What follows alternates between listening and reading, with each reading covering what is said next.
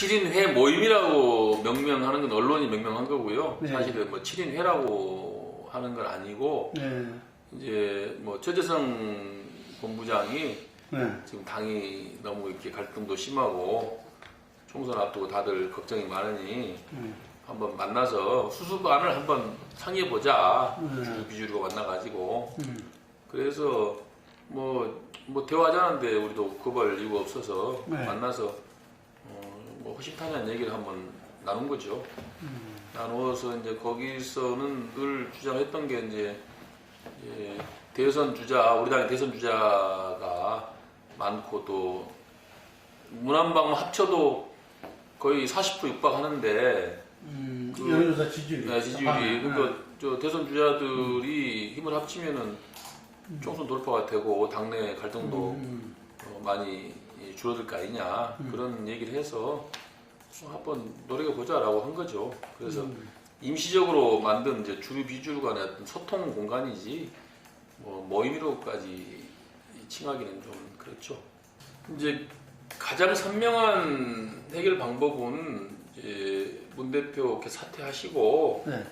전당대회를 통해서 새로운 네. 지도부를 뽑는 게 저는 원칙이라고 봐요. 가장 간명하고 네. 국민들에게 주는 이미지도 선명하고 새롭고 네. 누가 대표로 뽑히든 간에 또 아무래도 전당대회를 통해서 새로운 대표가 뽑히면 그 대표의 기대가 있는 것이고 네. 또 전당대회에서 뽑힌 대표만이 힘을 가지고 네. 혁신을 추구할 수가 있죠. 네. 그래서 이제 가장 좋은 답이라고 보는데 네. 이제 문제는 이제 어쨌든 간에 칼자를 쥐고 있는 분이 문재인 대표 아닙니까? 네. 칼자를 쥐고 있는 분이 그것을 반대하고 있어요. 이제 문 대표 본인께서도 사퇴까지는 하고 싶은 생각이 없으신 것 같고 또 사퇴 이후에 전당대회에 대해서도 좀 부정적이고 그러니까 뭐 칼자루 쥔 분이 반대를 하니 그러면은 절충형이라도 한번 얘기를 해보자. 절충형이 서로가 뭐 양해할 수 있는 정도 같으면 한번 또 해볼 수 있는 것이니까 그래서 이제 얘기가 된 것이고 지금 그런 방향으로 가고 있다고 봐야죠. 당내 대부분의 성원들이 네. 문재인 단독 대표 현재 체제로는 안 된다. 그 되게 공감대가 돼 있는 거고. 네.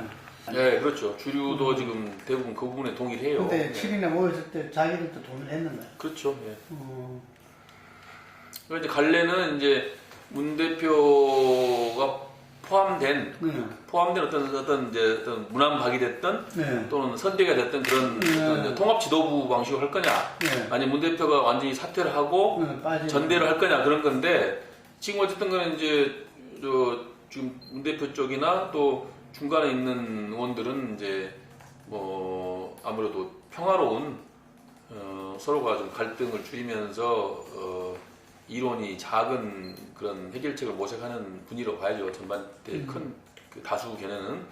근데 저는 또 그것도 위험성 있는 것이 지금 문제는 이제 국민의 눈높이가 중요한 것이지 네. 우리끼리 서로 조건한 건 중요한 게 아니잖아요. 네. 국민의 눈높이가 어떤 거냐. 네.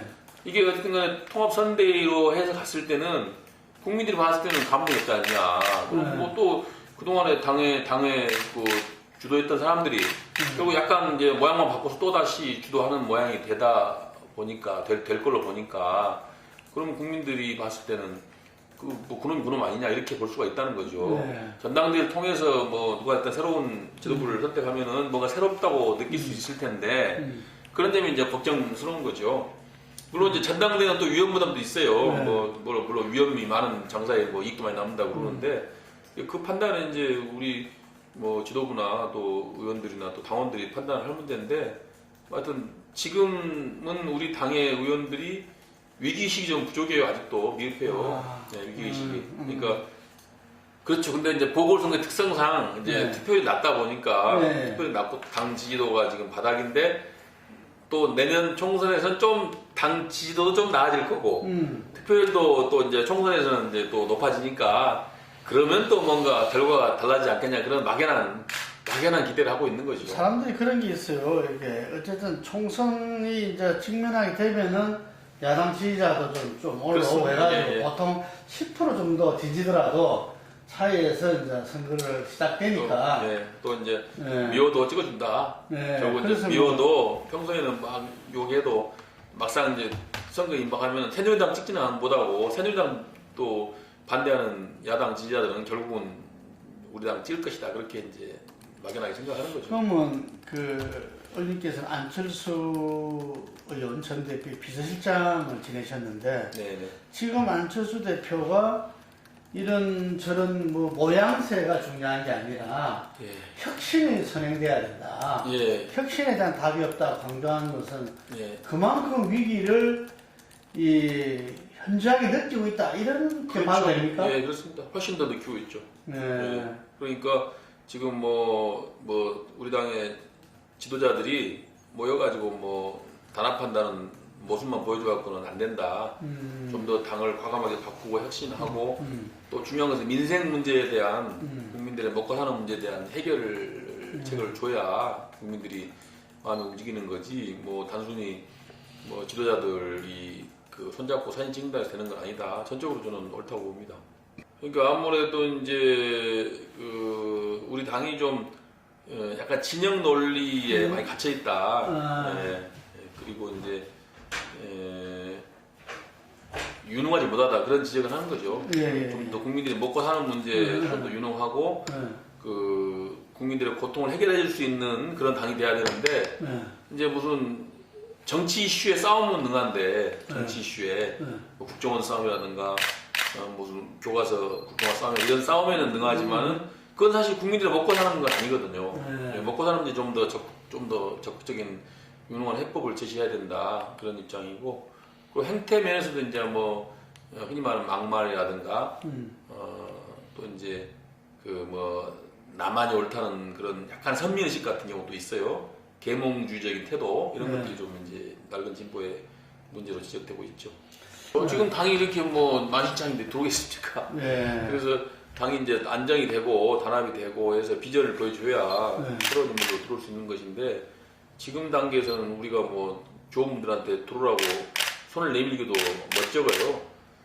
그래서 현실적으로 이제 그럴 수밖에 없는 상황이 됐습니다. 아까도 얘기했지만 저희 기본 원칙은 문재인 대표 사퇴하고 전당대 하는 게 옳다고 보는데 이제 문 대표 쪽에서 그거는 도저히 못하겠으니 절충형을 찾아보자라고 만약에 진정성 있는 절충형의 안을 제시하면은 검토해보겠다 우리도 그런 정도의 지금 스탠스고요.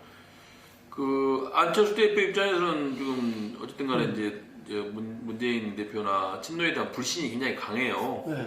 대선 과정에서도 이제 그냥 불신이 쌓였고 또 그 이후에도 당에 들어와서도 이제 안 대표가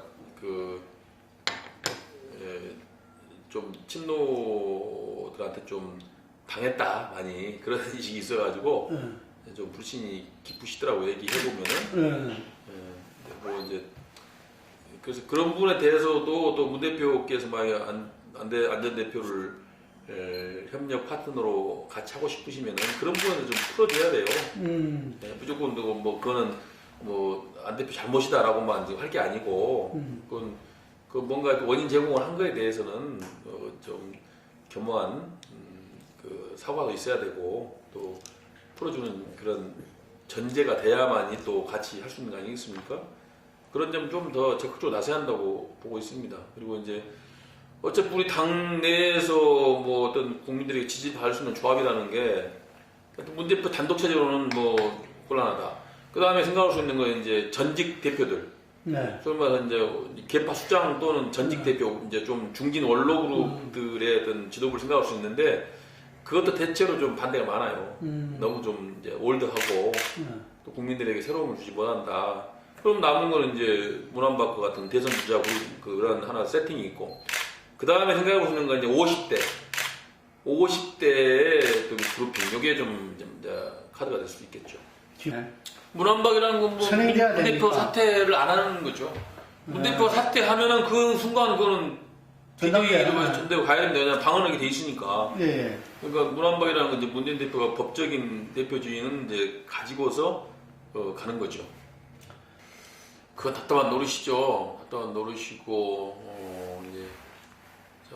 당이 참 어려움에 처한 또 하나의 원인인데 그건 어떤 식으로든지 이제 호남분들의 기대감을 좀 충족시킬 수 있는 그런 대안을 만들어야 되겠죠. 지금 이제 유력 대권 주자가 없다는 게 지금 문제 아닙니까? 호남 출신 중에서 문제인데 뭐 문안박에다 플러스 뭐 호남 지역을 가진 분을 좀 배려하자 그런 얘기도 있고 하는데 그런 건 좀 더 논의해봐야 할 것 같습니다. 뭐 그렇다고 해서 또 호남 배려하면 충청도권은 뭐냐 충청도도 배려해라 이렇게 또 나오면은 그렇게 하다 보면 또 뭐 너무 또 원래 추구했던 세팅이 또 어그러질 수 있기 때문에 정치적으로 잘 판단해서 구성해야 되겠죠.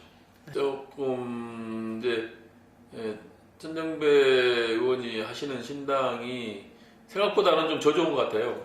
생각보다 저조한 것 같은데 사실은 또 천정배 의원 신당이 일정 부분 또 좀 세를 가져야 또 사실 우리 당도 좀 더 좋을 수가 있는데 당내 변화도 더 적극적으로 나올 수 있고 또 위기감도 더 강해져야 새로운 변화를 추구하고 할 텐데 아무래도 바깥에 신당 흐름이 좀 약하면은 우리도 위기의식을 못 느끼고 그러면 뭐 적당히 하면 되는 거 아니냐 이렇게 또 되거든요. 그래서 그 양당 구도라는 게 그거 아닙니까? 양당 구도는 어차피 뭐 내가 못 나도 상대방이 더 못 나면 내가 이기는 거 아니겠습니까?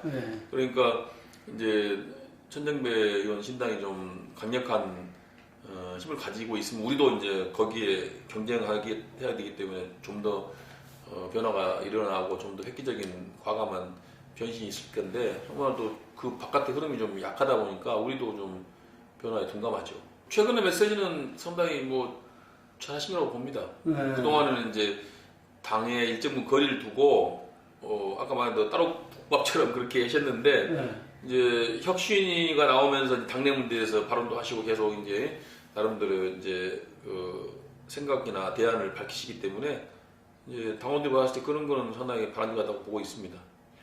근데 좀 이제 저도 그걸 지적을 좀 합니다. 왜 이제 당을 따로 하려면 몰라도 일단 당에 들어온 이상 어쨌든 간에 이 로맨 가면 로마볼 따라야 되지 않습니까? 그러니까 현실 정치에 들어왔고 또 제1야당에 들어와서 대표까지 역임하시고 한 이상 어쨌든 간에 이 당의 구성원들의 의견이나 이 당의 어떤 문화에 대해서는 그래도 상당히 비중 있게 그 행보에 고려를 해야 된다.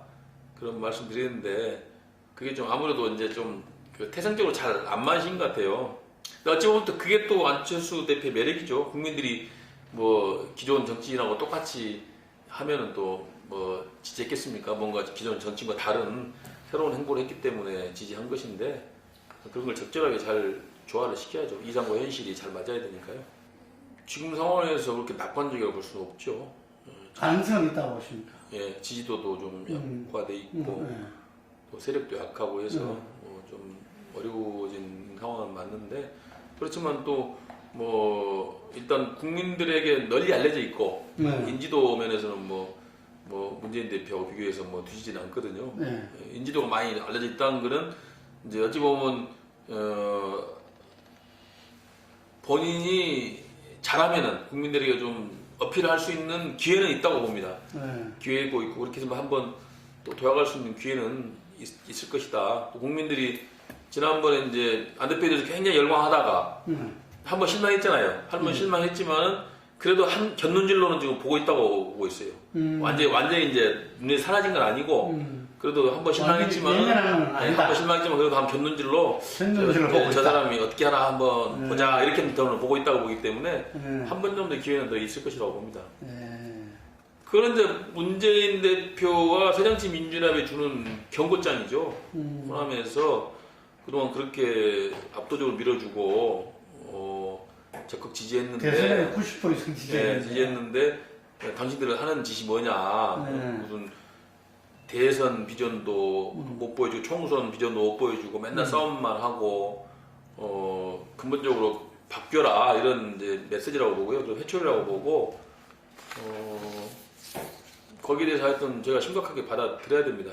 근데 이제 문제는 아까도 얘기했지만 우리 의원들께서 아직은 위기의식이 약하다 보니까 그런 메시지를 아직도 조금은 치열하지 못한 것 같아요. 조금씩 이제 그나마 지금 지난번에 갤럽에서 9% 나왔고 8% 나왔죠, 8%. 예. 그리고 5% 나와가지고 네. 조금 이제 사람들이 아이고 이거 진짜 이거 이제 큰일 나는 거 아니야. 지금 그런 생각들이 좀 있는 것 같아요 이제.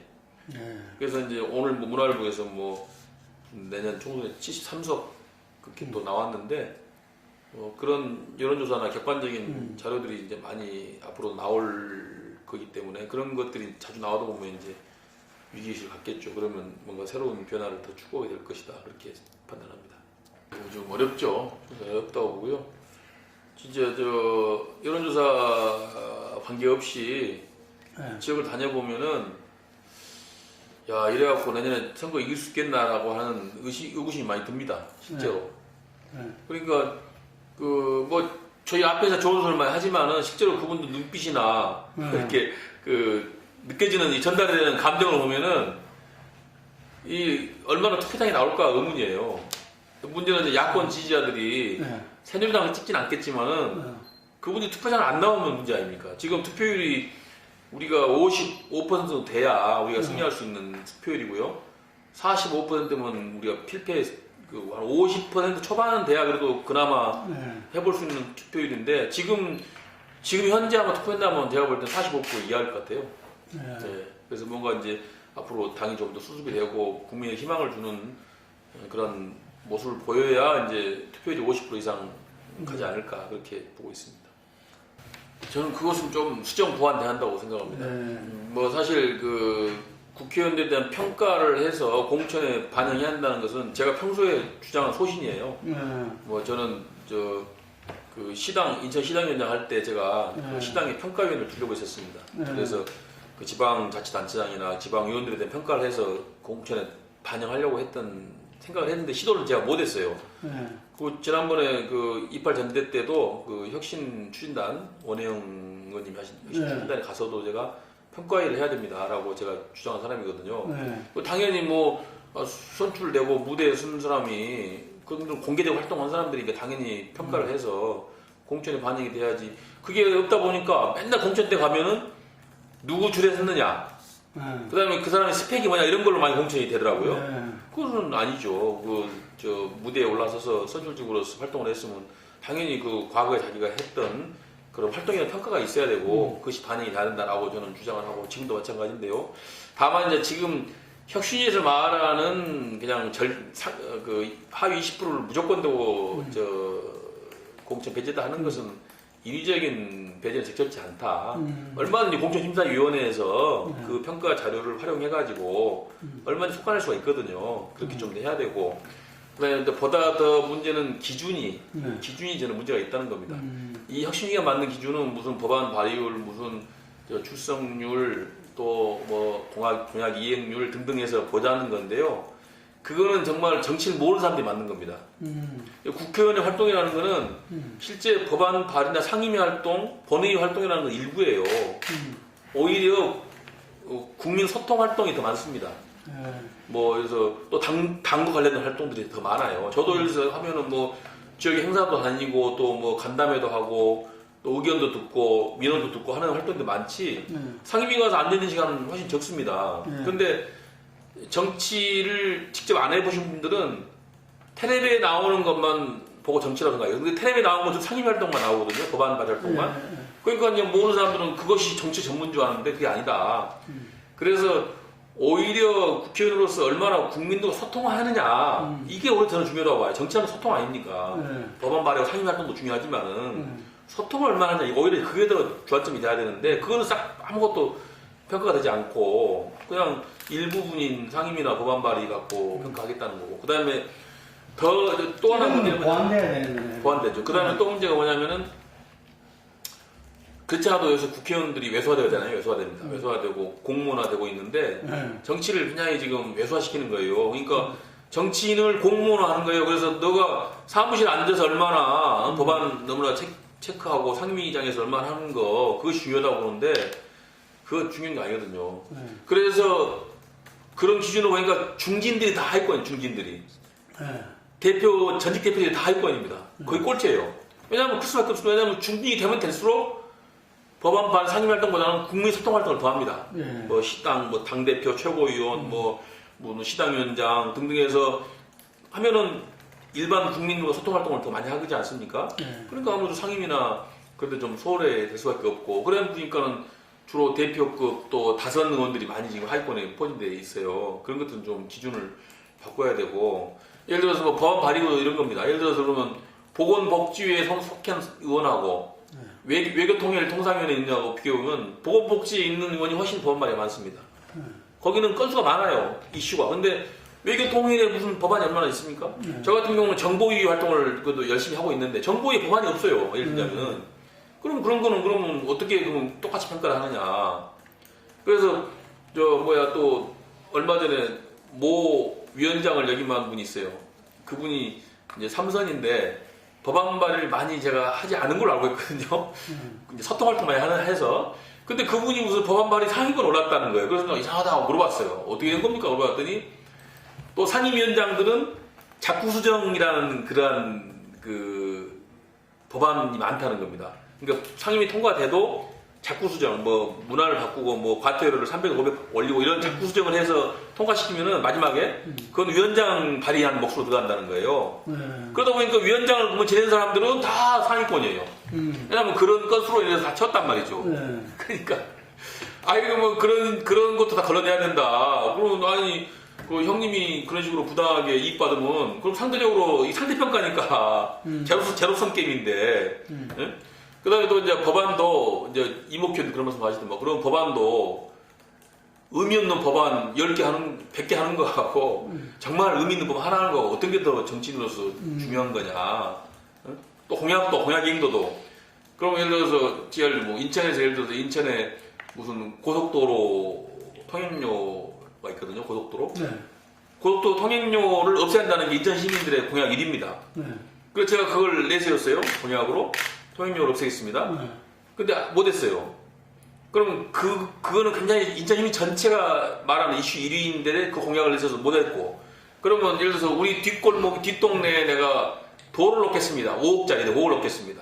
경로당을 짓겠습니다. 이거는 할 수 있어요. 얼마든지. 그러면은 도로 경로당을 놓겠다고 공약을 내세워서 이행한 의원하고 경인고속도로 통행료를 없애겠다고 공약을 내세워서 이행을 못한 의원하고 그러면 어떤 의원이 더 의정활동 잘한 겁니까? 그냥 이행률에서 차이가 큰 나겠네요.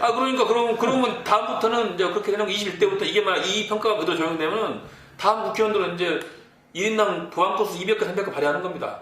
숫자 바꿔서 내고 뭐 글 바꿔서 내고 하고 공약도 이제 큰 거, 중요한 거는 공약을 안 걸어요.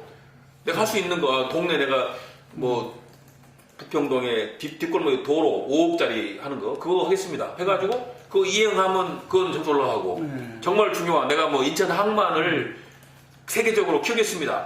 나오는 공약을 냈는데 못 키웠다. 그러면 그거는 이제 공약 이행이 안 되니까 그거는 이제 공약을 안 거는 거예요. 그럼 이거 자체도 또 정치적으로 이거 정치를 왜소화시키는 거고 정치를 퇴행시키는 것이다. 이런 기준으로 그 의원을 평가해서는 안 되고 정말 객관적인 기준으로 합리적인 기준. 그래서 제가 참 이쪽도 그런 발언을 했습니다. 외부인한테 맡겨서 하지 말고 우리가 의원들이 기준을 정합시다. 의원들이.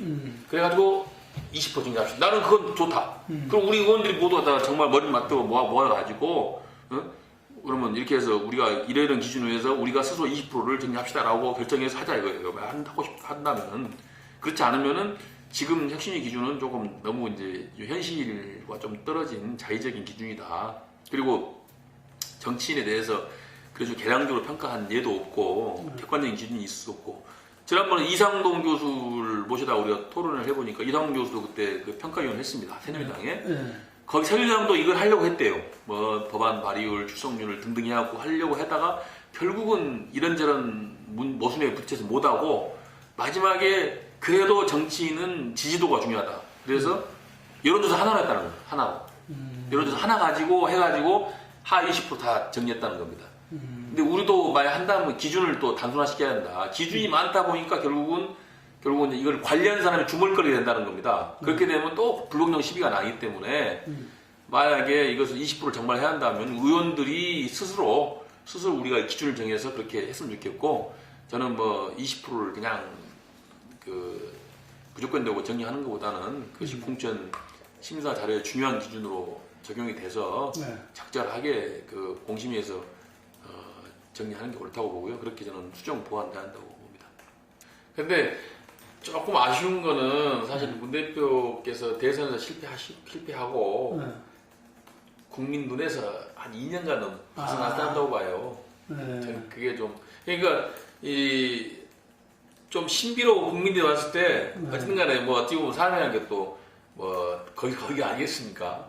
사실 야당 특히 또 대통령보다 더 힘든 게 야당 대표라고 하지 않습니까? 대통령이야 뭐 권력 있고 하니까 뭐 평정하고 관리가 되지만은 야당 대표가 솔직히 뭐 지금과 같은 또 김대중, 김영삼과 같이 국회의원을 시킬 수 있는 능력이 있다면은 또 뭐 막강한 권한을 가지고 이 통제가 되지만은 지금 사실 뭐 대표의 권한이나 리더십을 봤을 때 누가 해도 지금 야당을 제대로 끌기가 힘들거든요. 그러니까 사실은 이 복잡한 이 야당을 좀 떠나서 좀 바깥에 있다가 다시 이제 국민들이 좀 야당에 대해 식상하고 야 이거 문재인이 있었으면 이렇게 야당이 지리멸하지 않고 좋았을 텐데라고 하는 그런 기대감이 있을 때 다시 나타나시라고 했으면 더 대권 가능성 높였을 텐데 대선 패배하고 나서 계속 국회의원도 하시고 일상활동을 하다 보니까 결국은 이제 국민들의 어떤 기대감이 많이 사라져버린 거죠. 그리고 이제 어찌 보면 이제 갖고 있는 여러 가지 이제 그 내공도 좀 많이 소진이 됐다고 봐야 되고요. 그러다 보니까 이제 전에는 이제 우뚝 앞서가는 지위에서 원오브 댐이 돼버린 겁니다. 근데 저는 누구나 아마 그럴 것 같아요. 그럴 것 같아서 저는 대선 끝나고 대선 패배한 후에 의원직 사퇴하고 어디 좀 잠시 좀 눈에서 좀 벗어났으면 하는 건데 손학규 대표가 그래도 각각만 이거 그거 아니겠습니까? 손학규 대표는 늘 보면 이제 정치적으로 뭘 그 패배했을 때는 바로 그 직거에 들어가고 눈에서 사라지잖아요. 그러니까 또 일정 기간이 지나가면 또 찾거든요. 아, 뭐 그분이 있었더라면 뭐 경륜도 있고, 뭐 리더십도 있고 하니까 손학규 대표가 있었더면 좋겠다라는 그런 이제 부름이 있는 거고. 이번에도 지금 어쨌든간에 손 대표가 호남에 대해서 간에 다시 좀 복귀했으면 좋겠다는 이론이 상당히 있는 건 이유도 이제 저 과감하게 책임지고 직거했기 때문에. 사람들이 기대를 하는 거죠. 만약에 계속 정치활동 했더라면은, 만약에 그때 패배하고 계속 뭐 위원장으로서 또는 뭐 정치활동 했더라면 저는 그렇게 안 됐을 거라고 봅니다. 그런데 어렵습니까? 낙관적이지 않습니다. 예. 저희 지역도 예. 그 토양이 그 캐스팅 보트 지역이에요. 아. 저희 지역도 뭐 야당이 야당이 조금 한 2, 3% 앞선 적입니다. 2, 3%. 아, 많이 바뀌었네. 네. 아니 을구 구평도 을구는 한 10% 앞서요. 을구는. 근데 갑구는 한 2, 3% 앞선 데라서 여유가 없습니다. 이 개가 여유가 없어서 그러니까 어느 한 부분이 싹둑 나가버리면 쉽지 않아요. 그러니까 지금 거기도 뭐 조정될 그게 있습니까? 이번에? 저희도 동은 조정됩니까? 조정될 가능성이 있습니다. 아, 그럼 그 조정이 결과 굉장히 영향을 미치겠네. 그래서 뭐 동조정이 어떻게 되든 간에 우리는 큰 건 아니기 때문에 하나 정도 바뀔 가능성이 있기 때문에 예. 그렇게 뭐 아주 크게 작용하지 않는데 그러니까 지금 하여튼 야권 지지자들이 똘똘 뭉쳐서 투표를 해줘야 뭐 승리 가능성이 있지 뭐 야권 지지자들이 다 뭐 시큰둥하게 투표장에 안 나와버리거나 또 다른 데로 갈라져 나가면은 쉽지 않은 싸움입니다. 그래서 저는 뭐 정치권에 온 지가 10년 조금 넘었습니다만 나름대로 하여튼 그동안에 혁신적인 행보를 했다고 저는 스스로 이제 자부하고 있는데 결과는 아무것도 못 이룬 것 같아요. 노력은 했지만. 그러니까 요즘엔 제가 고민하는 거는 뭐 저는 솔직히 말해서 뭐 아침부터 저녁까지 정말 24시간 열심히 노력하고 있고 뭐 정말 큰 뭐 하자 없이 했다고 생각하고 또 주위에서 의원은 많은 의원들 그렇게 하고 있는 것 같아요. 근데 국민들이 바라보는 국회의원에 대한 시각은 너무나 이제 부신이다. 뭐 100점 만점에 뭐 7.5점 이런 정도니까 왜 그런가 이거에 대해서 많이 생각을 해봤는데 결국은 이제 이 정치 제도 이게 크다고 봅니다. 그러니까 개인이 아무리 노력을 해도 이 제도적으로 시스템적으로 욕을 얻어먹게 돼 있어요. 가장 큰 건 뭐냐면 역시 이제 국회의원이 민생에 무능하다는 거예요. 국민들이 봤을 때는 텔레비에 국회의원들이 맨날 나오고 뭐 모든 것을 다 국회의원들이 좌지우지하는 것처럼 보인단 말이죠. 그러니까 제가 동네 다니면 뭐 도로가 파손됐다, 가로등이 깨졌다, 그거 저한테 얘기해요. 사실 그거 제 일이 아니거든요. 제 일이 아니에요, 그건 구의원, 구청장들이 하는 일이지. 근데 그거 저한테 얘기하거든요. 국회의원들이 모든 걸 한다고 생각하는데 실제로 국회의원들은 껍데기입니다. 지금 정치 체제에서는 헌법이나 이 관련법에 의한. 그래서 제가 가장 정확한 표현이 국회의원은 뭐냐? 관료들이 차린 밥상에서 반찬 투정하는 것이 국회의원이다. 그러니까 밥상을 차려야 이게 실제 권한이 있는 거거든요. 이게 미국에서는 예산 편성권. 그렇죠. 그게 핵심입니다. 핵심입니다. 예산 편성권 핵심인데 결국은 이제 뭐 민생 해결을 하면 돈이 있어야 되고 그리고 그 돈을 관리하는 주체가 국회가 돼야지 이게 국회의원들이 정말 민생을 해결하고 책임지고 할 수 있는데 지금은 아무 권한이 없어요. 그러니까 이게 참 웃기게 된 게 국민의 돈인 세금을 사실은 국민의 대표자인 국회의원이 관리를 하고 이걸 도장을 갖고 있어야 되는데 지금 관료가 갖고 있거든요. 그러니까 예산을 따기 위해서 국회의원이 가서 관련 사정해야 합니다. 지금 우리나라 시스템은 관련님, 국회의원이 가가지고 관련님 제발 우리 동네에 뭐 도로 나야 되니까 돈 주세요 하면 관료가 보고 도장 찍어요. 해라 마라. 사실은 이거 잘못된 거죠. 왜냐하면 그 돈은 국민의 돈이기 때문에 국민의 대표자인 국회의원이 심사하고 관료가 와서 국회의원님, 국민의 대표자인 국회의원님 제가 이번에 도로를 하려고 합니다. 윤호해 주십시오 하면은 국민의 대표자인 국회의원이 보고 그래 이거 해봐 하고 도장 찍어주면 맞는데 지금 거꾸로 돼 있단 말이죠. 이건 제대로 알아야 되겠네 이게. 네, 국민의 대표자인 국민이 가서 하잖아요. 관료님 우리 동네 제발 철도 놔주세요 하면은 관료가 보고 그래 해봐 하고 도장 찍고 안 돼 한단 말이죠. 잘못돼 있어요. 근데 그러니까 실제로 제가 어디 있으면 국회의원은 복덕방이다 맨날 부탁하는 겁니다. 제 권한이 아무것도 제 권한이. 뭐 부탁하면 이거 해주세요. 뭐 해주세요. 예산도 가서 좀 주세요.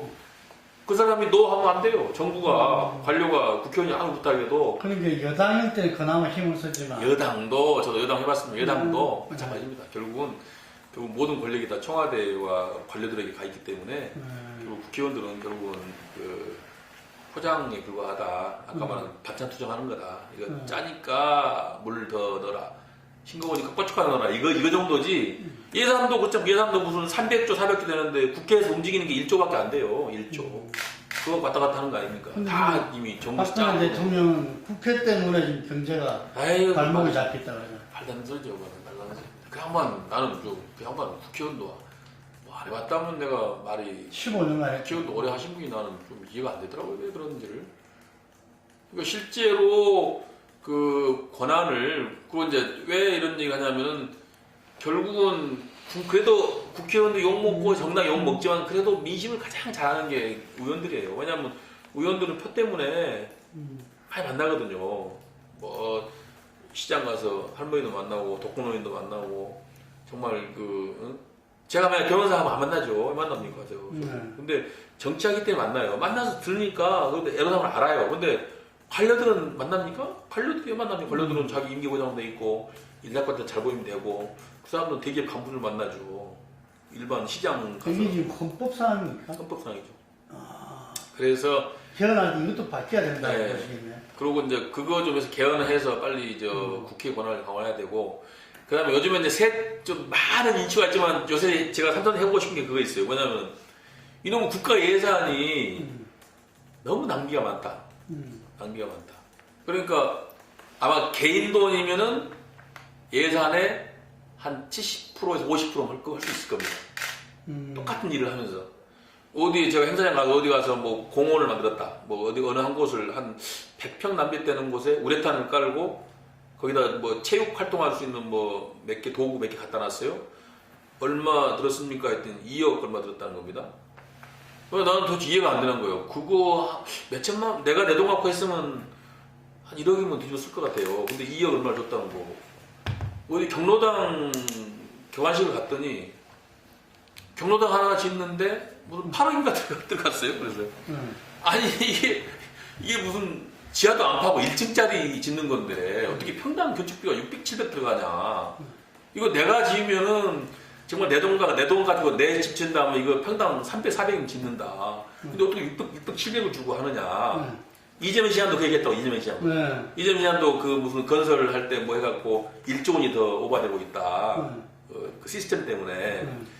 그래서 조달책을 한번 좀 파야 되겠다. 제가 삼성이 되면은. 그래서 이런 뭐 정부 조달 시스템하고 정부 발주 공사에 대해서 이 왜 단가가 높은지 같은 일을 하는데 30% 40%를 절감할 수 있는데 절감하면 그 절감한 예산 가지고 30%면 뭐 300조 30%면 100조 아닙니까? 그렇죠. 그 돈 갖고 얼마든지 복지에 쓰고 쓸 데가 많이 있는데 왜 국가 예산이 낭비되고 있는가?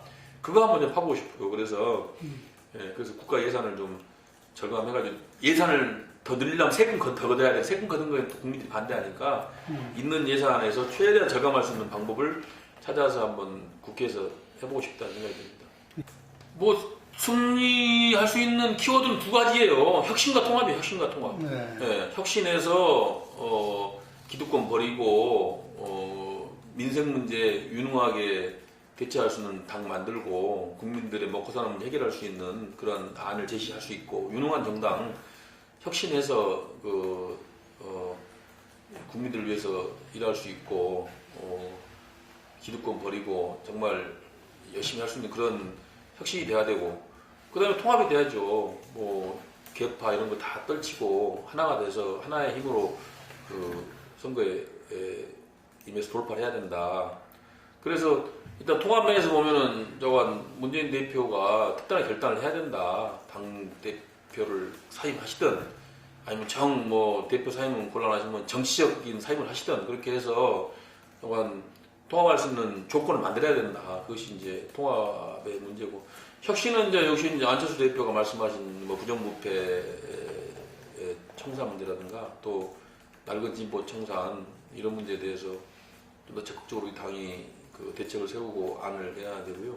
또 새로운 인재를 많이 영입해야 됩니다. 뭐 우리 국민들이 봤을 때는 역시 이제 사람 가지고 판단하거든요. 정책도 중요하지만은 역시 이제 어떤 사람이 그 당에 공천을 받았는가, 어떤 사람이 그 당의 얼굴인가 이런 게 국민들에게 쉽게 다가가기 때문에 새로운 인재를 많이 영입을 해서 그래서 총선에 승리할 수 있는 체계를 갖춰야 한다고 생각합니다. 그렇게 하면은 저는 뭐 충분히 해볼 만하다 그렇게 느끼고 있습니다.